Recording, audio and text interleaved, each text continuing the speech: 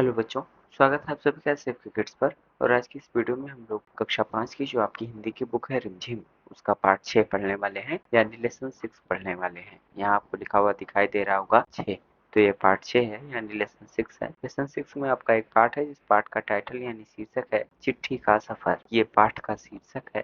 तो सबसे पहले हम इस पाठ को पढ़ेंगे और इस पाठ को पढ़ने के बाद इसके जो प्रश्न होंगे उनके उत्तर भी हम लोग करेंगे। तो आइए सबसे पहले इस पाठ को पढ़ें। हम इस पाठ को पढ़ना प्रारंभ करें उससे पूर्व आप सभी लोगों से विनम्र अनुरोध है कि अगर आपको वीडियो अच्छा लगे तो आप लोग वीडियो को लाइक करें, चैनल को सब्सक्राइब करें और साथ ही साथ कमेंट बॉक्स में अपनी प्रतिक्रिया अवश्य दें। अपनी 10-12 साल की जिंदगी में तुमने कुछ पत्र तो लिखे ही होंगे। वे पत्र अपने सही पते और समय पर किस तरह पहुंचे होंगे यह बहुत सी बातों पर निर्भर करता है, जैसे कि चिट्ठी किस स्थान से किस स्थान पर भेजी जा रही है, संदेश पहुंचाने की कितनी जल्दी है, तुमने पूरा और ठीक पता लिखा है कि नहीं, तुमने उस पर डाक टिकट लगाया है कि नहीं आदि। अब प्रश्न यह उठते हैं कि आखिर चिट्ठी पर डाक टिकट लगाया ही क्यों जाए? पूरे और ठीक पते से क्या मतलब है? जरूरत पड़ने पर संदेश को जल्दी कैसे पहुंचाया जाए? स्थान बदलने से चिट्ठी के पहुंचने पर क्या असर पड़ता है? इनमें से कुछ सवालों के जवाब शायद तुम्हारे पास हों, खासकर तुम में से उनके पास जो डाक टिकटें हैं इकट्ठा करने का शौक रखते हैं। इन सवालों के जवाब के लिए जरा नीचे दिए गए लिफाफों को गौर से देखो। दोनों पतों को दी गई जगह में लिखो। तो जो ये दोनों पते लिखे हुए हैं पेज पे, ठीक है, यहाँ पे आप जो है खाली जगह में दोनों पतों को जो है आप लिख लीजिए। आगे देखते हैं भाई, ये दोनों पते किस तरह से भिन्न हैं। गांधी जी को भेजे गए पत्र में पते की जगह पर लिखा है महात्मा गांधी, जहाँ हो वहाँ वर्धा, जबकि लिफाफे पर इमारत या संस्थान से लेकर शहर तक का नाम लिखा हुआ है। पते में सबसे छोटी भौगोलिक इकाई से शुरू करके बड़ी की ओर बढ़े हैं। छोटी से बड़ी भौगोलिक इकाई का मतलब यह हुआ कि घर के नंबर के बाद गली मोहल्ले का नाम, गांव, कस्बे, शहर, शहर के जिस हिस्से में है उसका नाम, फिर गांव या शहर का नाम। शहर के नाम के बाद लिखे अंक को पिन कोड कहते हैं। हर जगह को एक पिन कोड दिया गया है। यह सोचने लायक बात है कि आखिरकार पिन कोड की जरूरत क्या है। हमारे देश में अनेक ऐसे कस्बे, गांव, शहर हैं जिनके नाम एक जैसे हैं। पते के बाद पिन कोड लिखने से गंतव्य स्थान का पता लगाने में डाक छांटने वाले कर्मचारियों को मदद मिलती है और पत्र जल्दी बांटे जा सकते हैं। पिन कोड की शुरुआत 15 अगस्त 1972 को डाक तार विभाग ने पोस्टल नंबर योजना के नाम से की। जाहिर है कि गांधी जी को मिले इस पत्र पर और उन्हें मिले किसी भी पत्र पर पिन कोड कुछ एक्स्ट्रा जानकारी लिखी हुई है पिन कोड के बारे में, अगर आप चाहें तो इसे पढ़ लें। आगे देखते हैं, का इस्तेमाल नहीं किया गया था। फर्क सिर्फ पिन कोड का ही नहीं है, समय के साथ डाक सेवाओं में निरंतर बदलाव और विकास होता रहा है। बहुत पुराने समय में कबूतरों के द्वारा संदेश भेजे जाते थे। जब संदेश वाहक कबूतरों की बात हो रही है तो उन इंसानों की बात कैसे ना हो जो ऐसे समय से डाक पहुंचाने का काम करते रहे जब संचार और परिवहन के साधन बेहद सीमित थे। बात हो रही है उन हरकारों की जो पैदल ही आम आदमी तक चिट्ठी पत्री पहुंचाने का काम करते रहे। राजा महाराजाओं के पास घुड़सवार हरकारे हुआ करते थे। हरकारों को न सिर्फ हर तरह की जगहों पर पहुंचना होता था बल्कि डाक की रक्षा भी करनी होती थी। डाकू, लुटेरों या जंगली जानवरों की चपेट में आने का डर हमेशा बना रहता था। आज भी भारतीय डाक सेवा दुर्गम व पहाड़ी इलाकों तक डाक पहुंचाने के लिए हर कारों पर निर्भर करती है।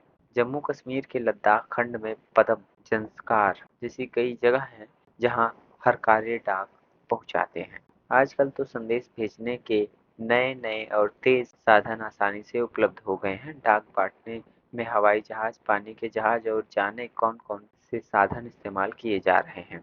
डाक विभाग भी पत्र, मनी ऑर्डर के साथ ईमेल, बधाई कार्ड आदि लोगों तक पहुंचा रहा है। कबूतरों की उड़ान से लेकर हवाई डाक सेवाओं तक का सफर दिलचस्प करने वाला है। यह सोचकर आश्चर्य होता है कि कबूतर जैसा पक्षी संदेश वाहक भी हो सकता है। कबूतर की कई प्रजातियां होती हैं और ये सभी संदेश लाने ले जाने का काम नहीं कर सकते। गिरहबाज या हुमर वह प्रजाति है जिसे प्रशिक्षित करके डाक संदेश भेजने के काम में लाया जाता है। आखिर कबूतर अपना रास्ता ढूंढ कैसे लेता है? उन प्रवासी पक्षियों के बारे में सोचो और पता करो कि वे कैसे सैकड़ों मील का रास्ता और सही जगह तय कर पाते हैं। तो ये आपको जो है उन प्रवासी कबूतरों के बारे में स्वयं ही सोचना है कि वो कैसे अपना रास्ता ढूंढ लेते हैं और कैसे गंतव्य स्थान तक पहुंच जाते हैं। तो ये तो था पाठ। अब आइए इसके जो प्रश्न है उनके उत्तर कर लेते हैं भाई। चिट्ठी पत्री नंबर 1, गांधी जी को सिर्फ उनके नाम और देश के नाम के सहारे पत्र कैसे पहुंच गया होगा? तो इसका उत्तर आप लोग लिखिए भाई। ये गांधी जी भारत में ही नहीं विदेशों में भी प्रसिद्ध थे। उनके बारे में सभी को पता होता था कि वे किसी खास समय में किस स्थान पर हैं। इस कारण उनको सिर्फ उनके नाम और देश के नाम के सहारे पत्र पहुंच गया। नंबर 2 करके प्रश्न है, अगर एक पत्र में पते के साथ किसी का नाम ना हो तो क्या पत्र ठीक जगह पर पहुंच जाएगा? तो इसका उत्तर लिखिए आप लोग भाई। निस्संदेह नाम और पता से लैस पत्र ठीक जगह पर पहुंच जाएगा। नंबर 3 करके प्रश्न है, नाम ना होने से क्या समस्याएं आ सकती हैं? तो इसका उत्तर लिखिए आप लोग। नाम ना होने से डाकिये को यह पता करने में थोड़ा मुश्किल होता है कि पत्र किसका है और हो सकता है उस आदमी की जगह किसी और के हाथ में पत्र पहुंच जाए। नंबर 4, पैदल हरकारों को किस किस तरह की दिक्कतों का सामना करना पड़ता होगा? तो इसका उत्तर लिखिए आप लोग। पैदल हरकारों को हर तरह की जगहों पर पहुंचना होता था। उन्हें डाक की रक्षा भी करनी होती थी। डाकू लुटेरों या जंगली जानवरों की चपेट में आने का डर हमेशा बना रहता था। नंबर 5 करके प्रश्न है, अगर तुम किसी को चिट्ठी लिख रहे हो तो पते में यह जानकारी किस क्रम में लिखोगे?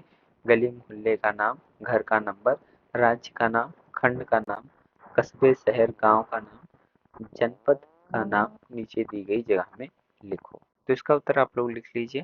तो इसको आप इस क्रम में लिख लेंगे, घर का नंबर, गली मोहल्ले का नाम, खंड का नाम, कस्बे शहर गांव का नाम, जनपद का नाम, राज्य का नाम। अब अगला क्वेश्चन इसी से रिलेटेड है, तुमने इस क्रम में ही क्यों लिखा? तो इसका उत्तर आप लोग लिख लीजिए भाई। हमने पता इस क्रम में इसलिए लिखा क्योंकि पता लिखते समय छोटी भौगोलिक इकाई से शुरू करके बड़ी की ओर बढ़ा जाता है। नंबर 6 करके प्रश्न, अपने घर पर कोई पुराना या नया पत्र ढूंढो, उसे देखकर नीचे लिखे प्रश्नों का जवाब लिखो। तो करके प्रश्न, पत्र किसने लिखा आप ढूंढ लीजिए भाई। आपके घर में अगर कोई पत्र पड़ा हुआ है तो देखिए उसे। ठीक, पत्र किसने लिखा? ख, किसे लिखा? ग, किस तारीख को लिखा? घ, यह पत्र किस डाकखाने में तथा किस तारीख को पहुंचा? अंग करके है, यह उत्तर तुम्हें कैसे पता चला? तो इन सबको जो है आप स्वयं कर लेंगे।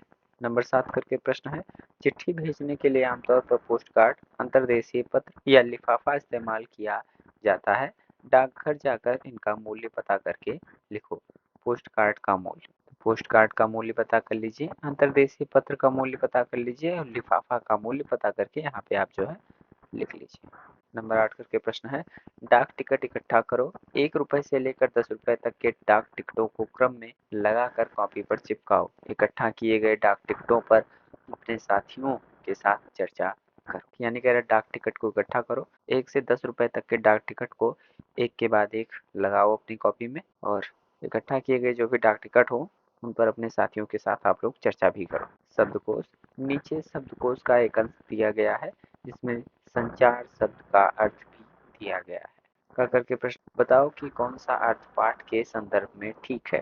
तो इसका उत्तर लिखिए, किसी संदेश को दूर तक या बहुत से लोगों तक तो पहुंचाने की क्रिया या प्रणाली, कम्युनिकेशन। का करके प्रश्न है, इस पन्ने को ध्यान से देखो और बताओ कि शब्दकोश में दिए गए शब्दों के साथ क्या क्या जानकारी दी गई है? तो इसका उत्तर लिखिए, शब्दकोश में शब्द के साथ उसके भिन्न भिन्न अर्थ, लिंग, वचन, पुरुष आदि जानकारियां दी गई। तो इस तरह से हम लोगों ने कक्षा 5 की जो आपकी हिंदी की बुक थी रिमझिम, उसका पाठ 6 पढ़ा। पाठ 6 में आपका जो पाठ था उसका टाइटल यानी शीर्षक था चिट्ठी का सफर, जिसे हम लोगों ने पढ़ा और उसके जो प्रश्न थे उसके उत्तर भी हम लोगों ने किए। अगर आपको वीडियो अच्छा लगा तो आप लोग वीडियो को लाइक कीजिए, चैनल को सब्सक्राइब कीजिए। आप सभी लोगों का बहुत बहुत धन्यवाद, आभार।